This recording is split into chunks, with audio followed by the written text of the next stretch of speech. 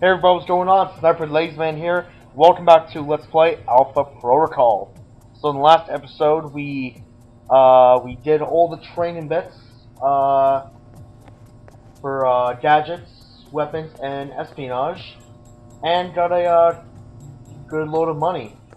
So now we have to go ahead and talk with Westridge about about our mission. So, and let's do this.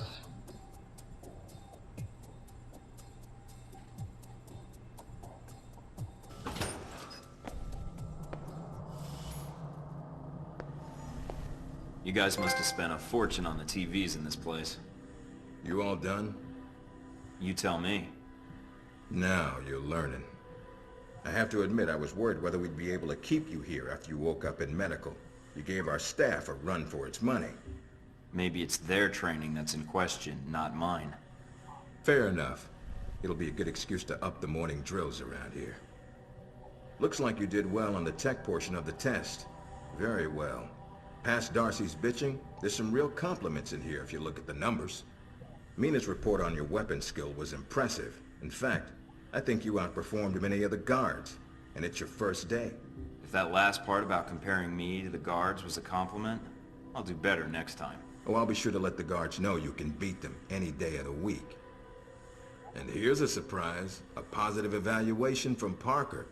On the number side as usual, but he actually took the time to write a sentence. He did? What was the sentence? You may have been right about this one, Westridge. For Parker, that's high praise, assuming you don't let us down, Mike. Looks like that's it for the physical evaluation. Now for the hard part. Tell me why you're here. Not everyone gets chosen for this line of work. I'm in but for you the action. volunteered. Usually we have to ask. You ever had an intern position at a government agency? I have. Need I say more? All my exercise was moving papers from desk to desk. I'm here to do work, not sit back and manage it. I want to be out where the action is. I want to make a difference. What makes you think you're ready? Because I tell you, we get a lot of recruits in here. Don't get in and my you're not face. convincing me.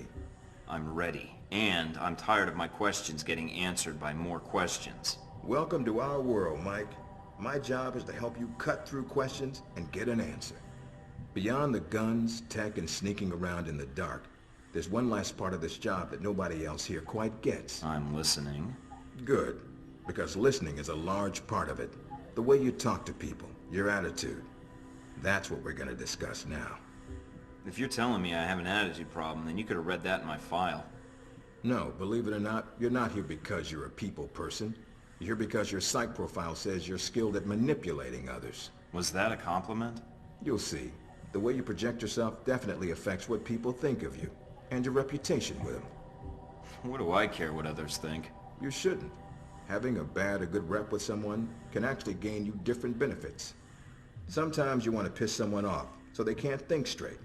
Other times you want to build a strong rapport with someone and talk your way out of a bad situation.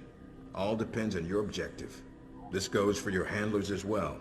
We're going to be sending you into a lot of dangerous places, and your only backup is going to be who you're talking to on your headset. How you treat them is going to have an effect on the success of your mission. So if I piss them off, I'm screwed? No. A handler that likes you too much and puts emotions before the mission can be just as dangerous as one who resents you. This is a long way of telling me that I should just act the way I want. I don't have time to chat when there's work to be done, and it sounds like it'll just leave me vulnerable if I go down the wrong road. No, again, there are no bad choices, just results. Over time, folks may hear about you and your attitude before they meet you.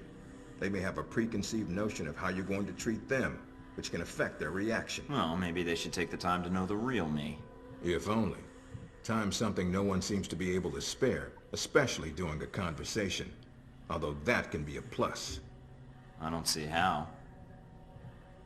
The clock doesn't stop when you're speaking to someone. So if you need to get your second win before a fight, making small talk can buy you time. But if I'm running on adrenaline, won't chatting take me off my guard? It can. So if you need to get to the point, act instead of fight. For example, if you don't think I have any more to teach you, then you could just say, I'm done with this. I wouldn't think any less of you. You seem to have the basics down. Why wouldn't I just shoot someone instead of talking to them? Sometimes it is better if you shoot first.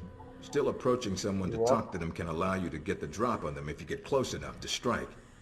Use it if you have to, if the conversation isn't going your way. Assuming there's even a way you want the conversation to go. So how do I know what provokes someone? I'd rather rattle them if I can. If that's what you want to do, pay attention to the clues in your environment. Sometimes people will have advice, and intel can help. But there's another way. Read much? Well, I read the recruiting pamphlet. Got me this far. There's a host of information out there through dossiers, email, and other documents that represent total research others have collected on a target, organization, or operation. And what does that get me, exactly? Sometimes you'll spot obvious triggers. People who don't respond well to smartasses, like me. Others who respect loyalty, duty, a professional approach. Others who don't have time for bullshit, and like it when you get to the point. But dossiers just don't contain psych information. They'll usually have combat information on your target as well. What side they favor, any past injuries, common weapons, or tactics right. they use. Yeah. Some of it blunt, some of it subtle. But if push comes to shove, it can give you an edge in combat. The more you've done your homework, the more vulnerable they'll be. Makes sense to me. I'd rather get a firefight over with as quickly as possible. Amen to that. Our records are complete, so use them when you have downtime. You have dossiers on everyone here? Yep, if you can dig them up. You might learn a few things. Sometimes reading a dossier will give you more options when dealing with others. A few facts to bring up, to shake secrets loose. What about you? You should already know what makes me happy, Mike. And what pisses me off. At what point can I start accessing personnel records and conducting surveillance? After meeting a target or hearing their name referenced by someone else, you should have a target ID. Then hop onto the database and start doing your homework. You can usually unlock their basic information at that point. Let's start with a simple one. Al-Samad. That should be familiar to you. The terrorist group. Yes, you can research groups as well as people. It doesn't carry the same benefits, but it can provide useful intel in the field. Talking to people about others is a good way to help gain dossier information. Sometimes people will have information on someone that can unlock a brand new thread in your computer search. Okay, so I've suffered through your interrogation. And know how to give one if need be. Am I ready or not? We'll see. Meet me in the command center, and I can give you a proper mission briefing. Good. Because I'm sick of this room. Trust me, Mike. If it was up to me, you'd never see this interrogation cell again. Alright, so that was a long cutscene. Nearly 8 minutes long. Well, actually 7. And there's more! Recognize him? That's Sheikh Ali Shahid, the voice of Al-Samad. They say he was responsible for shooting down that airliner in the Middle East. Yeah, he got his hands on some prototype Halbeck technology. A missile with a multi-stage targeting system called Jacob's Ladder. That airliner was his first target. But how did Shahid get his hands on that missile? Missiles. He's got more. He stole them from Halbeck, and we need them back before he gets any more trigger-happy. Then we want you to kill him. About time. I'm getting tired of this place. All right, then. Pack your gear. You're heading to Saudi Arabia. Not coming with me? I'll be there in spirit. And on video and radio when needed, Agent. And I just got here. Oh, well. I'm gonna miss this place. I doubt it. I'll contact you when you reach Saudi Arabia.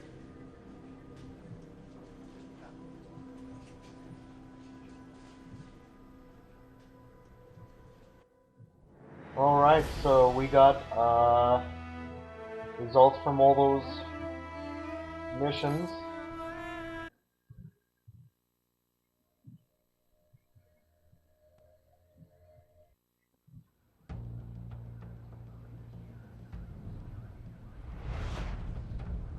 Care to explain how Halbeck lost its missiles? Old news. An accounting error. The missiles. You didn't lose them, did you? Angry, Mr. Thornton? Because of what happened in Saudi Arabia?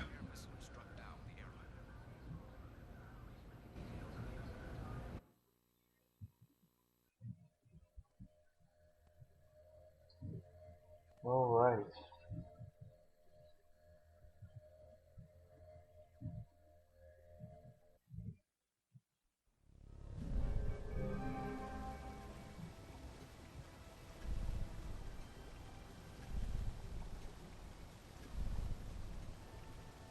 Mike, can you read me? I'm getting lots of interference. Yep. Reading you loud and clear. Where can I find Shahid? It's a little more complicated than that. It's gonna require some groundwork, and lots of it. Good to see you're eager to get started. Finding Shahid is your primary objective. Trouble is, we don't know his location, but we have 3 leads. An arms dealer, Nasri, is believed to have sold the missiles to Shahid, and he's currently operating in Saudi Arabia. If you can intercept him, maybe he can tell you where Shahid is, or guide you to the missiles. Got it. What's the next lead? We also tracked down the location of an airfield Shahid used in the past. If you can sneak in and plant a listening device, we may be able to track flight Shahid is using to move through Saudi Arabia. And the third lead? We've got the coordinates of an Al-Samad detention camp, also used as a stockpile for weapons. We suspect the missiles may be stored there. Why are we playing around? Why not send in the troops and storm the place? We need to make sure the missiles aren't armed. If they are, our aerial assault will be one of the shortest flights in history. We'll want you to go in alone, recon the area, and shut down their radar and communications. Once that's down, we can call in air support and hit the camp hard. No pressure. And no backup. Get used to it. It's the job. You check out your new home yet? It's got some perks you might be interested in. Anything beyond the weapons locker? Thought that might hold your attention. It did? Anything else? A computer with a hub connection so fast you'll feel like you're going back in time. What, to the Stone Age? Please. You can do dossier research, encrypted emails, and if need be, access some of the weapons dealers in the area. That'll be done on your own dime, however. Alright, I'm getting a little bit irritated myself. So if I need a resupply, I'll need to steal money and then contact a dealer myself? We don't want you using the Alpha Protocol accounts with rival terrorists or weapons dealers. That has a habit of getting back to us, and then Congress calls. The weapons locker you already found, help yourself to what's inside. Just be sure to choose the ammo and armor you think suits the mission. When you're ready to head out, just use the front door, or access the missions from the main terminal. I'll have already uploaded all the mission specs to your PDA. You can review them at any time. Alright, so is that it? Westridge. Great. Home sweet home. Alright, leveled up. So, I have 14 now. So I'm definitely going to want to have this one. Which, right? Yeah. Yeah, extends extends the duration that I can sense enemies, reduces downtime between uses. Which is basically that one ability I have that puts a triangle above all the enemies. It shows which direction they're facing. So that definitely will be good. Silent running. I almost never use this. But of course, I'm going to want to basically, I'm going to have to do everything anyway, so might as well. Oh, whoops. There we go. That's all good. Alright, so let's check out what weapons we got. Yeah, so I mean, unfortunately, this LP I think is going to be kind of slow because it's going to be chopped up in so many cutscenes that obviously you're not going to be able to listen to my beautiful voice. But I mean, you know, I knew that when I was going to get into this and use this as an LP. I knew that there was going to be not a lot that not a lot to really do, or not a lot to really say because everything's based around cutscenes and in-action stuff. So what I'm going to do is put on a silencer on my pistol. Give it the iron sight or whatever sight that is. That's all I can do with that. Me personally, I'm an assault rifle kind of guy. So, nothing for barrels. Yeah, put on the scope. Nothing for magazine, nothing for accessories. Armor. It would give me it would give me so much more endurance, but the sound uh, dampening would go down by a lot. Hmm. As good as that looks, I'm not sure actually. Hmm. What else we got here? Gadgets. Well, I got one first aid and one explosive grenade. That's not going to be too much. You know what? I'm just going to put this on. So basically, well, endurance is going to increase my health. Damage reduction will obviously decrease damage. Sound dampening will decrease how much is for how much sound I'll make even by just normally walking around, or even doing a stealth walk or like crouched walk. Upgrade slots obviously puts any of these like armor mods on the left here, and then inventory space is for gadgets. How much more slots I can hold. Other than that, I think I'm good for weapons. Hmm. Ooh, actually, there's something over here. Mina wrote way to score. I think she custom framed it just for me. How nice. I think she got the hop for you. Alright, so this is going to be your main computer where you can access emails and you know, possibly get some more money, and also go to the clearinghouse where you can buy weapons. Well, buy and sell, obviously. Or you can buy anything from pistols, SMG, shotgun, assault rifle, new types of armor, new types of gadgets, and intel to help you throughout your uh, throughout Saudi Arabia. There'll be multiple missions. There'll be multiple missions uh, throughout the entire main objective in Saudi Arabia.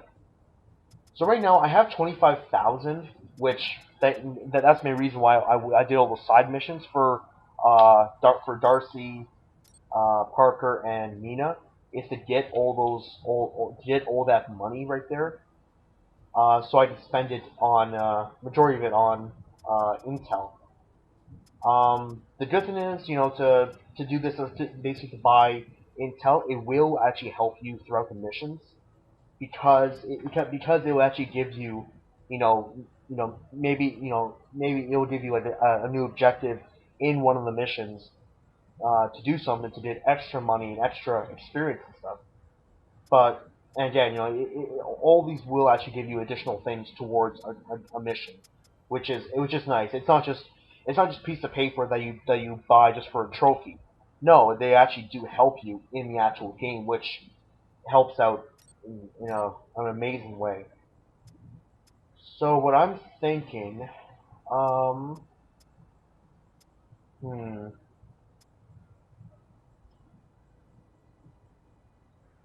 I wonder which is better. Well, actually, that is kind of odd that so this one here is +2 to sound. This is +1, but also gives an additional upgrade slot and inventory space. I mean, the upgrade and the inventory space I'm not going to be using yet. It'd be sort of nice later on in the game, but as of like right now, I'd much rather have the sound. So I'm gonna buy that. Um, using the 15,000 left. Hmm. All right, I think that's good. Well, I'll go back and buy some intel. Let's see what we got for bundle of emails. I'm obviously not reading through all these emails. I've already barely done anything in this episode at all. Um, we have other things about the mission with Mina. So over the course of the game, when you're talking to different characters, you can reply to their emails, and you can either go in, different, how you want to talk to them. Obviously with Mina, with whatever with whatever she's said, um, you can be, you can be, suave about it, or you can be more professional. And you know what? She is more of a professional type. You can be suave with her later on when you befriend her more. But as of right now, I'm going to be professional about it. And just with that, I get like with Mina, and I get the social butterfly trophy. And what else? Like some of the trophies actually activate, give you different skills to help you along the way too. So that's also pretty cool. Okay, with that, I just got another $10,000. So what I'm gonna want to do is, yeah, what I'm gonna want to do right now is mainly pick just one job, or pick like one mission right now. That I'm gonna do first. So basically, the ones I have is intercept, Nasir, the arms dealer, investigate Jizan weapon stockpile, and bug Al Samad airfield. So what I'm gonna do is actually, I'm gonna go ahead and do the airfield first. So I'm gonna get that.